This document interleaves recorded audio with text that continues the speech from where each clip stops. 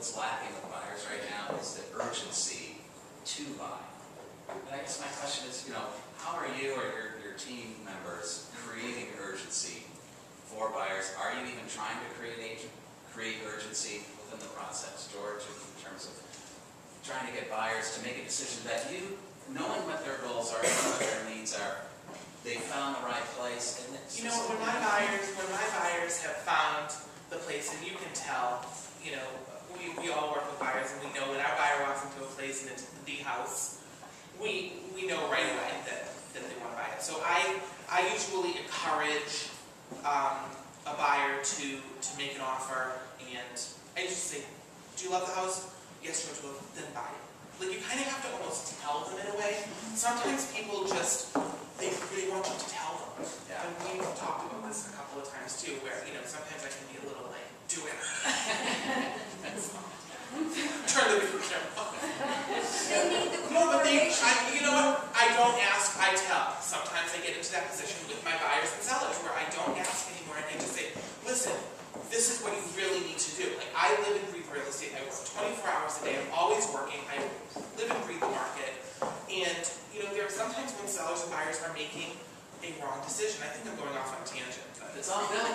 I'm just letting you all know. It's just, sometimes you do have to, literally guide them in a telling way. It's not what they're looking for, though. That's why. And most of them react very good to that. Sometimes they need an evening to listen, kind of think about it, but then the next morning they'll wake up and be like, you know what, you're right. I think, no, you're doing great. You're doing great. Seriously. I think it's the same thing with the sellers. When you're sitting down with the buyers, you have to set their expectations up front. And, forewarned is forearmed. And in this market, if you're a buyer and you're a first-time buyer, you've heard all the bad news. Why the hell do you want to get into the industry? Why do you want to get in the market? When the market's crashing, you hear bad news, the media's going all over the place, and they're telling you national news that's how bad it is. But you sit down with the buyer, and I think the initial interview is that, as I've said to everybody when they've just a great line, when they work, that's the truth. I've never sold a home in 25 years. I'm going to sit down with them, I'm going to educate you, I'm going to listen to what you're looking for. We'll go out and look at it. To your point, when you walk in, you're going to know it. How many times have you done an open house? By someone's eyes, you can tell they're not interested. Someone walks in the door, and all of a sudden you can see in their eyes, this is the house that they want. And so by sitting down with the buyer, you have to build confidence with them that I'm not here to sell your house. I'm here to understand what you're looking for. You're making a large investment. You may make money on it, you may lose money on it, but you're looking for a home, for your family, for yourself, whatever. It's personal. So let's make it personal. And as I say to everybody, I'm here to educate you. It's the most expensive semester you'll ever take. You can spend 3 or 4 months with me. You can spend $300,000, $400,000, $500,000. My role is to educate you even further. I'm not going to sell you. And people appreciate that. Again, it goes back to being honest and sincere and providing them with confidence that I'm on your side. Great.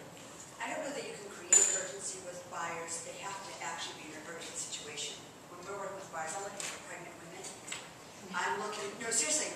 I want people who need to buy. You only have so much time in your life. So you need to read that same motivation book with sellers, with buyers. And right now, what we're telling people is this is the time everyone's going to wish they bought. With these interest rates, the prospect is at 4.5%. You have a lot of inventory. But there's no doubt right now that the buyers are pushing prices down in almost all markets. We're putting on houses for the strike price, and we're getting multiple offers, and no one's asking. That's a new trend. That's a definitely new trend. So we need to be aware of that with our sellers, that that's what's happening with prices at certain price points. Not in those hot markets in that 350 to 5, but we're definitely seeing prices being suppressed. I want buyers who have to buy, or buyers who don't go out in the car with them until they have to buy. Window shopping is great on Fifth Avenue, but not, they can exhaust you. They can take you out for 6 months, 8 months, a year. You do not want them in your car and showing the property until they say to you, if you can't ask them this question, if we saw our house today, would you buy it? And the answer isn't yes. They're not ready. Doesn't mean they're not great buyers. Well, that's what John Hopkins 25 years Is it? ago. But it's true. That's true. If they're not really ready to buy today, why are they in your car? Why are you showing them the house? They will be ready. keep them incubated, keep in touch with them, but it's wasting your time.